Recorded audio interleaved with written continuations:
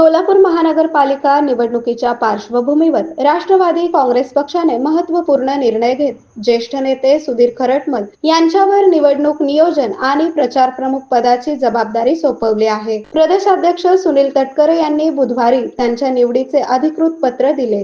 या निवडीबद्दल राष्ट्रवादी काँग्रेस शहर जिल्हाध्यक्ष संतोष पवार, कार्याध्यक्ष जुबेर बागवान, ज्येष्ठ नेते चंद्रकांत दायमा आदींनी त्यांच्या कार्यालयात जाऊन सत्कार करून त्यांचे अभिनंदन केले.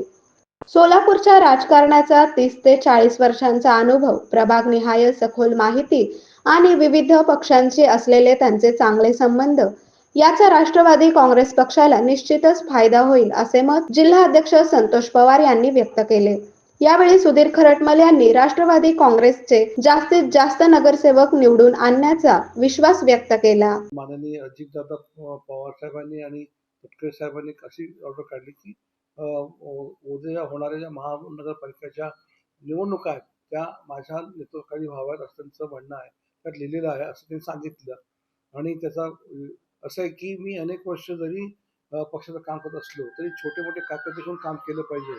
मी या पक्षाचा फार आभारी आहे की दादांनी ज्या दिवशी पहिल्या दिवशी मला बोललं त्या दिवशी त्यांनी मला एकच सांगितलं की सुधीरजी तुमच्या अनुभवाचा फायदा आपल्या पक्षाला व्हावा. आता मी ह्या पक्षात जेव्हा मला येऊन फार काही वेळ झाला नाही, मात्र एवढं मला त्यांनी प्रेम दिलं सगळ्या लोकांनी.